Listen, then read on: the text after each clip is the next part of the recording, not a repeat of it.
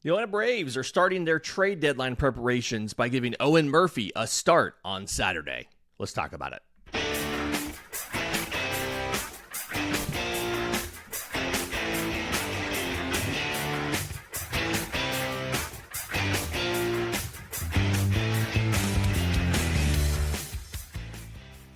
Yes, welcome on into Braves Today, a production of the Believe Podcast Network and presented to you by FanDuel. I'm your host, Lindsey Crosby, author of the Braves Today newsletter over at bravestoday.com.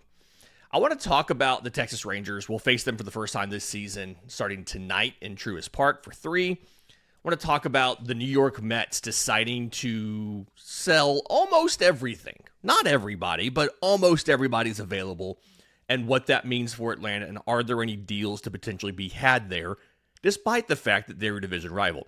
But before we do that, I dropped a pretty lengthy piece this morning at bravestoday.com about the playoff rotation. And I'm going to say playoff rotation in parentheses, because the major takeaway of the article, all 2,000-something words, please go read it, I'm not saying don't read it, was, in essence, it's Chris Sale and a hope and a prayer, right? You've got a lot of work to figure out, and what Atlanta needs to figure out of all of the different options that they have in the organization, whether it's major league level, minor league level, injured list, whatever. They need to figure out, can anybody take the ball in game 2 of a playoff series? Or can anybody take the ball in game 3 of a playoff series? And I don't mean literally can they be the starting pitcher, because any of these guys can. The question is, are they suited to it? Do they have the traits you need? And my big takeaway in the article was, you've got 17 days until the trade deadline. And the Braves need to collect as much information as they can on every option that they have, and that starts with Owen Murphy, who starts tomorrow in game 2 against the Texas Rangers. So let's talk about him. Let's talk about what you're looking for this weekend, what he does, and can he be one of those guys for you? And I know he's pitched twice at the major league level, right? He has a grand total of 4 innings pitched. He got the final 3 innings of a game over the previous weekend, right? And then he made his debut infamously in extra innings against a division rival, gave up 1 hit and took a loss. But we kind of need to throw a lot of that out. It's such an incredibly small sample size that I don't know how much we can genuinely learn from that outing, or from those 2 outings, right? He threw 4 sliders. He threw 11 curveballs and 12 changeups. Even the 40 four-seamers he threw, I don't think we can really learn a ton about who Owen Murphy is as a player from just that. Let's talk about what he did in the minors. And specifically, I want to talk about what he did for AAA Gwinnett, right? He started the season in Columbus. He made 5 starts in Columbus, 20 2/3 innings, and I'm kind of throwing that out. Because when he got to Gwinnett, 1, it's a different baseball. 2, it's different caliber hitters. And 3, we have data for what he did in Gwinnett. Let's talk about who he is as a pitcher. And I think that if you look at Owen Murphy's time in AAA, there's a couple kind of consistent themes that emerge. The first one is that he can miss plenty of bats, right? One of the things that I don't necessarily think that everybody maybe realizes is he has a 10 strikeout game in AAA. He has an 8 strikeout game. He has 2 7 strikeout games. And in none of those did he go a full 7 innings, right? 6 innings, 6 1/3, 6 2/3. He's just mowing dudes down. His final start in AAA before they called him up on July 1st was 6 scoreless innings, 2 hits, 1 walk, 7 strikeouts. And other than 1 or 2 small blips, he always only walked 1 or 2 guys in these outings as well. I say 1 or 2 small blips. His very first start in AAA was on the road. So you have to remember, he's adjusting to a new baseball. He's adjusting to a new level. He allows 5 runs on 6 hits in 4 innings, 3 walks, 2 strikeouts. Got taken deep twice. Okay. Give him a pass there. Outside of that, it was a lot of 1 run, 2 runs, 1 run. There's a 4-run outing or 2 in there. But for the most part, it's a lot of 1 run, 2 runs with 5, 6, 7, 8, 10 strikeouts. And the reason why I think it's important to get him a start in the majors on Saturday before the trade deadline, and ideally get him 2 or maybe even 3, is because you need to know how this stuff translates to the majors. Okay? Because there's good and bad here. On the 4-seam fastball, he's averaged 94 miles an hour in the majors so far. In AAA, he averaged 93. So how much of that is a reliever bump, right? And again, there's good and bad here. The good is that the pitch shape itself can miss bats. And that's not something we've seen a lot from a lot of other guys, right? His whiff rate on the 4-seam fastball is 27.2%. He's able to miss bats with his primary fastball. And I think if you've watched J.R. Ritchie, if you've watched a little bit of Herschel Waldrop last year and this year, that's not something that they can do.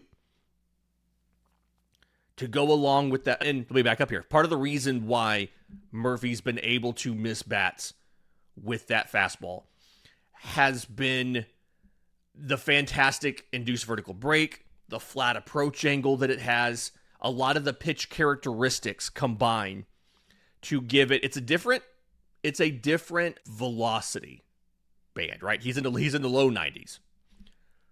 But it's a similar shape to what we talk about from a Spencer Strider, right? In AAA so far this year, 19 inches of induced vertical break. Remember, MLB average is 16, 17. So significantly above average induced vertical break, plays really well up in the zone. He also has a kick change that he has been using this year. He used it more in the majors in those 2 limited outings than he'd used it in the minors. It sits around 86 or so. So it's not a full 10-mile-an-hour difference. It's coming in harder. But it has very similar whiff rates to what the fastball does. The issue with both of those pitches are when they are hittable, right? They both have hard hit rates over 40%.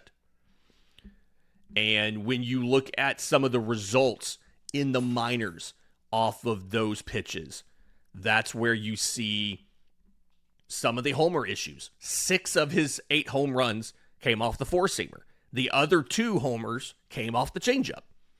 Those 2 pitches are the ones that both give him the ability to potentially be a playoff starter and can be the liability if they're left in the wrong place. If he doesn't spot him well, that's where he's going to have the problems. But it's a very good base to start off with. He does have a sinker as well. He hasn't thrown it yet in the majors, but in AAA, he used it about 5-6% of the time as a let me get a ground ball and get out of this kind of pitch. So it's another tool in the arsenal he hasn't used in the majors yet. He also has 2 different breaking balls, and they do different things, and I think you can use them in different ways, right? So the slider's coming in at 87, or 88 really if you round it up. And when you look at the pitch movement. Doesn't have as much drop as a traditional slider.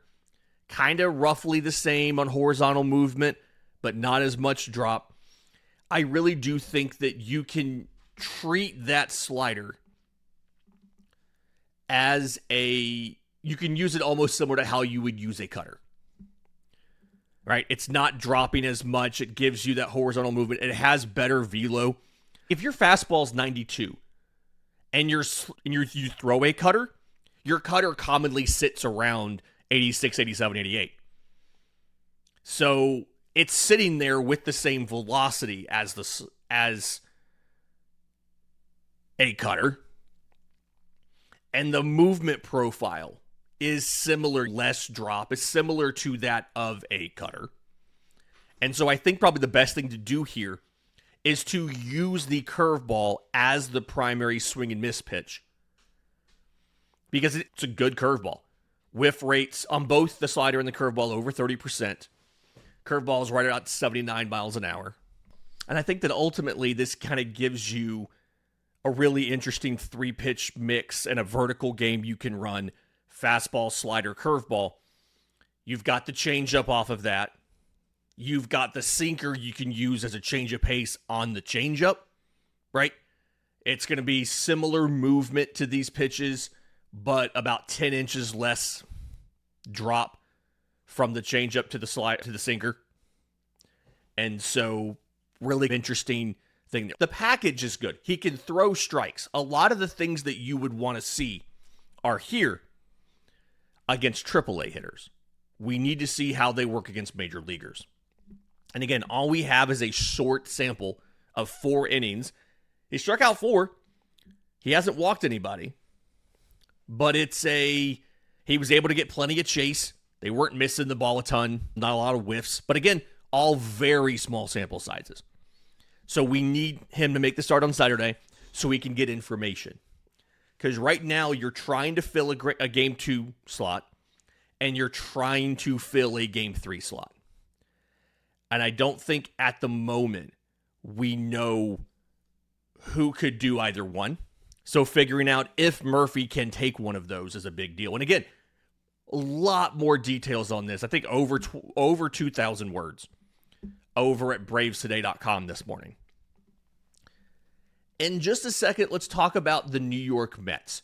They said that almost everybody is available via trade at the deadline. Let's talk about who Atlanta could be interested in and if any of those could work. We'll do that next, right here on Braves Today. But first, this episode's brought to you by our friends at IQ Bar, our exclusive snack, hydration, and coffee sponsor. IQ Bar protein bars, IQ Mix hydration mixes, and IQ Joe mushroom-infused coffees are the tasty, low-sugar brain and body fuel that you need to win your day.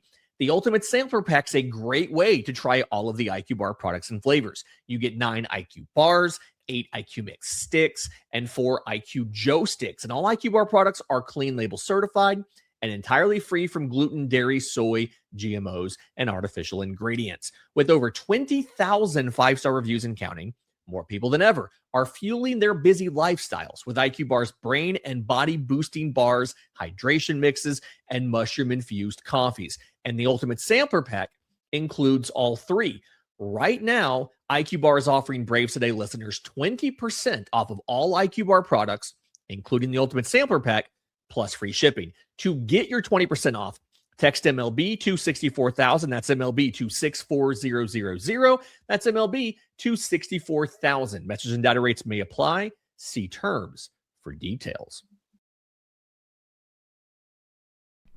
Welcome back to Braves Today. Lindsey Crosby. We've gotten 2 bits of news out of New York that are really interesting.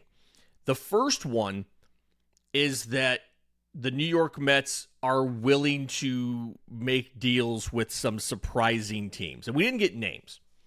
Everybody assumed that that meant they'd be willing to finally make a trade deal with the Yankees. But the other bit of that, and I'm wondering if that's going to mean we're willing to make deals in the division.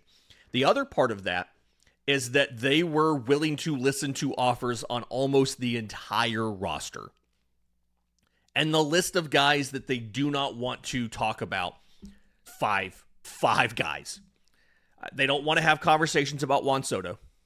And frankly, nobody else, I think, would pick up that deal anyway.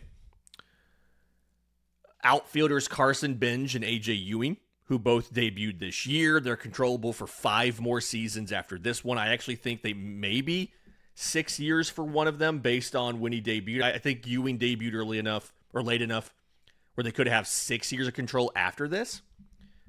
And then starting pitchers Nolan McLean and Christian Scott. Other than that, they are willing to discuss anybody else. And I've got thoughts. Because there's 2 ways you can look at this, right? Option number 1 is you can think of this strictly as a deadline thing. And you can say, okay, who are the expiring deals that you would expect the Mets to try and deal? In that situation, you would be looking at Freddy Peralta. He's owed $8 million. We can talk about him in a minute. You'd be looking at relievers A.J. Minter, Brooks Raley, outfielder Tyrone Taylor. Those are the straight expiring deals. There's no options involved. They're just, all those guys will be free agents at the end of the season. Done. The next set of guys are guys that have additional control that's contingent on something, right? Luis Robert, $20 million club option for next year. I don't know why you would pick up that club option. He's been, strange to scenery, he still got hurt, whatever. Bo Bichette and Clay Holmes have player options, which I think is worth discussing. And then you have the guys that are signed for multiple seasons, but could be something where you look and say, hey, is there something here? Is it worth going and trying to grab one of these guys and seeing what you can do? So let's go through some of these names, okay? When you look at the relievers, A.J. Minter, Brooks Raley, they're both lefties. Obviously, you know all about A.J. Minter. You are familiar with A.J. Minter. You know what he can do. You know what he can bring. He is making $11 million this year. You're only paying the final 2 months of that. You're only paying about 35 to 40% of that, right? You're paying $4 or $5 million bucks. You can afford that for the rest of the season. So were you to add A.J. Minter, who just on the base stats, 19 innings, 3 earned runs, 1 walk to 17 strikeouts. It's a 1.42 ERA. On the base stats, would be a good fit. You bring him home. You have another leverage lefty to throw in the pen to go along with Dylan Lee. And that is an area where you are taking a strength and making it stronger, right? One of the possible ways, if you feel like the trade deadline does not have enough starting pitchers for you to go out and find a game 2 and a game 3 starter, if you decide you need both, you're in a situation where you can take an internal option in game 3, and then you can turn around and strengthen your bullpen. So like you could say you had Grant Holmes start the game and go one time through the order. You could piggyback Ronaldo Lopez if you wanted, see if he could go one time through the order, or you could go straight to the bullpen. Hypothetical NLDS. There's a day off after game 1. There's a day off after game 2. There's a day off after game 4.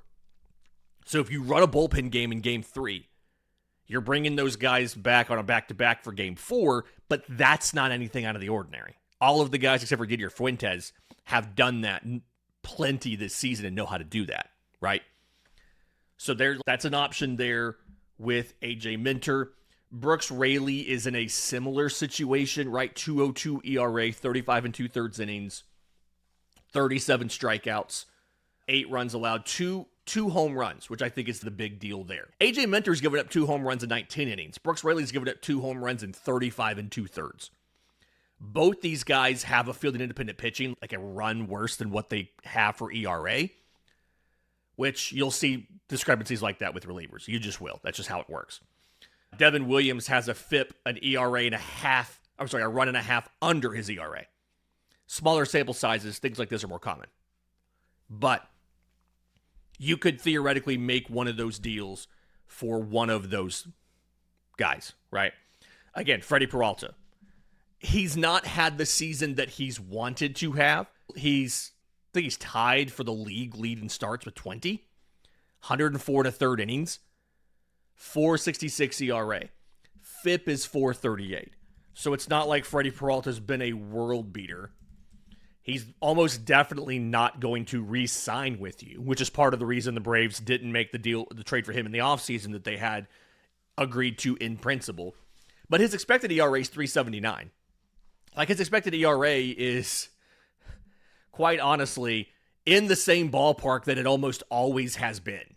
He's always hovered between 3.4 and 3.8 on expected ERA just about every season, until you look at that breakout 2022 he had, right? And so a lot of the underlying stuff it's a small step back, but it's surprisingly similar to where he's been. He's just not getting the results. So maybe you decide that can be a game 2 or game 3 starter for you. All right, all those just straight rentals, they make sense, okay? The guys with additional control, and player options, Clay Holmes and Bo Bichette. Radically different situations, okay? Clay Holmes on the IL right now, making $13 million. He took IL it's not some sort of dumb injury you're worried is going to recur. Clay Holmes, I think he got hit by a line drive or something, if I remember. It wasn't anything where, he was a fractured leg when he got hit by a line drive in May. It's not like this was an elbow injury or something you're scared about. This is when he recovers, he's fine. He's closer to a rehab assignment. And so you would be doing the thing AA talked about with claiming Ha-Seong Kim last year. You would be grabbing him, hoping that he would opt in to his player option of $12 million for 2027, or signing some sort of extension that overrode and gave him a pay raise for 27 to stick around. He is a Southern guy. He went to Slocum High School in Alabama. So there is that sort of connection to Braves country that traditionally has gone well for Atlanta with these kind of guys. That's why I wrote 2 or 3 weeks ago, my preferred trade deadline acquisition for a starter, all reasonable options on the table, was Casey Mize. Because yes, he's a rental, but he's also a Southern guy who grew up watching the Braves. It's entirely conceivable Clay Holmes did as well. And this could be something where you would have the chance of bringing him back for 2027. Again, not a guarantee. I do think he would probably want a pay raise over the $12 million that he made. ERA is 2.39, expected is 3.88. Last year, he put up a 3.53. The expected was a 4.33. He's gotten better. He's legitimately gotten better. He's one of the better starters in baseball, one of the better pitchers, period, at generating ground balls. It's a sinker, sweeper, changeup, curveball, cutter profile. He doesn't throw a four-seam fastball for the most part, right? I think he has one this season. Literally, he has one. He's thrown 828 pitches. One of them was a four-seam fastball. So it's alternate fastballs, and it's very much an east and west kind of thing, right? Sweeper one way, sinker the other. Cutter kind of bridges there between the two. He's got the curveball that drops below the zone. If you're sitting sweeper, he can get you with the curveball. And then he's got the changeup. If you're trying to sit sinker, he's got the changeup, which is both slower and has less movement and more drop than the sinker. I'm a fan of Clay Holmes. And Atlanta's shown a willingness to go after guys who were relievers and have become starters. They're okay with that. And they have his old pitching coach in Jeremy Hefner. The question you're going to have is, how will he have recovered from the broken leg by October? That's the question there. That's what you got to figure out. But again, I'm not opposed to Clay Holmes. And I think the goal would be trying to get him either to opt into that player option or overriding it with an extension that guarantees that year at a higher pay rate and maybe adds a option on the back end or something like that. Bo Bichette, I'm right out. I'm sorry. $42 million bucks. He's got player options for 27 and 28. None of that screams Atlanta would be excited to have this guy. It just honestly doesn't. He's hitting .253. His on base is below 300. So he's not playing well enough to beat that in free agency. So he would just opt in. So you would have a $42 million player on your books who has been worth exactly zero B-WAR this year. Not into it. The other option is one of these long-term deals. People have asked about Francisco Lindor. He's making $34.1 million this season and then each of the next 5. And he's 32 right now. He will turn 33 in November, right? I don't hate the concept of having Francisco Lindor. I do hate the concept of paying him $34 million. That being said, if you decide that you're okay with that type of money, he would give you a shortstop for 2027. And then you would have the ability for as soon as one of your young shortstops was ready, a John Heel, an Alex Lodis, a Tate Southstein, whatever, you would have the option to kick Lindor into second base. Because Ozzy Albies has one more year after this, and then he's done. And I just doubt that he's going to want to sign another way below market extension. Okay? So there are interesting options here. Outfielder Tyrone Taylor, he's on an expiring deal. Maybe they say we're going to grab Tyrone Taylor from the Mets. The big question here is going to be, is their willingness to deal with surprising teams, is that a reference to the Yankees? Is that a reference to dealing inside the division? I went back and looked at David Stearns' deals that he's made as GM/president of baseball operations, right? Both with the Mets and the Brewers. He's never really made significant deals inside his own division. Just not been a thing he's been willing to do.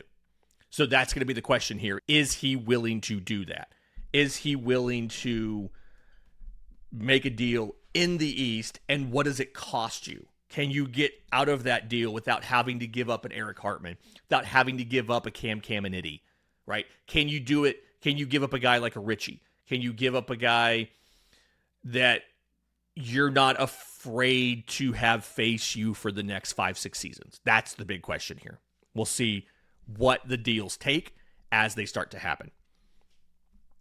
In just a second, let's talk about the Texas Rangers, because this is a really interesting team that is in a really weird place. We'll do that next, right here on Braves Today. Final segment of Braves Today, Lindsey Crosby.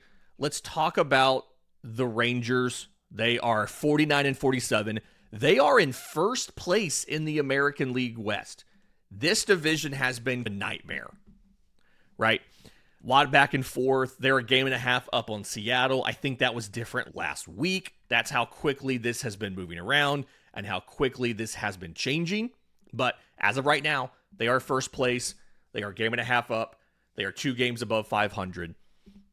That also kind of shows you the mediocrity of the American League, right? They're 2 games over 500, and they're in first place in their division.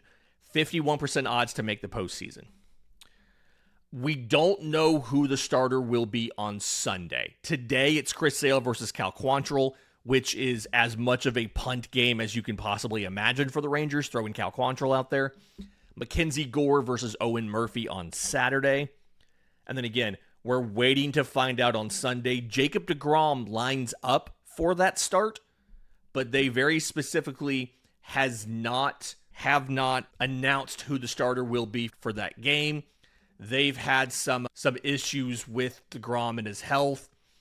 He said he was going to play catch during the break. He was going to try to throw off the mound in Atlanta, I would assume today, to see if he can make the start on Sunday or not. And if not, it's going to be something else. It's like a minor glute strain, and they scratched him from his scheduled start on Sunday before the All-Star break, right?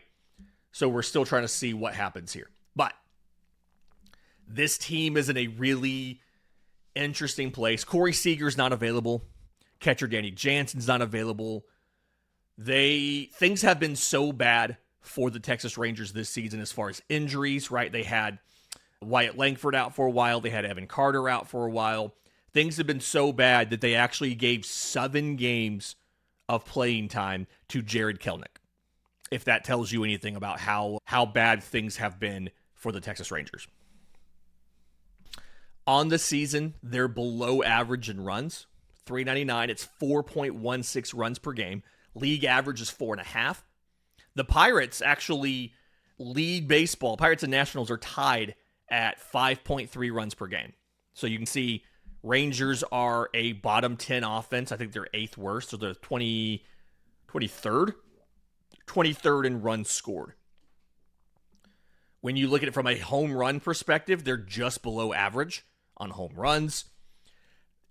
Honestly, it's hard to find a lot of things Texas Rangers do well. Their batting average is 1 point over league average.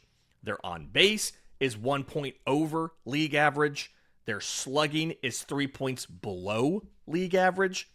It's really tough to find, hey, here is the core competency of the Texas Rangers. Here's the thing that they are good at. And that's got to be frustrating, I'm sure, for Rangers fans. That's got to be frustrating for the players when you look at recent performance and things like that. It's a lot of the same. Runs scored in the month of June, 113, 19th, right? You look at home runs for the Texas Rangers in the month of June, 31, 19th. They've just been cruising along. And so the good news is for Atlanta, you have the best guy in your rotation going in game 1. And knock on wood, you feel like that's likely going to be a win. I'm never going to bet against Chris Sale start. Braves Today sponsor FanDuel does have the Braves favored in game 1. Right? It's over under of 8 runs, but it's minus 215 on the money line. They really have Atlanta winning this one. Offensively, same thing we dealt with when you face the Giants and when you face the Padres and everything else. They have dangerous players, but as a whole, they are not playing well. Right? Brandon Nimmo was dealt from the Mets here in the offseason, 756 OPS, right? He's only got 9 home runs, but he has 21 doubles. He's 2 behind the American League lead in doubles, right? Third baseman Josh Young has the American League lead in doubles with 23. He only has 9 home runs. They only have 4 guys with double-digit homers. Jake Berger at first base has 16. Corey Seager on the IL has 10.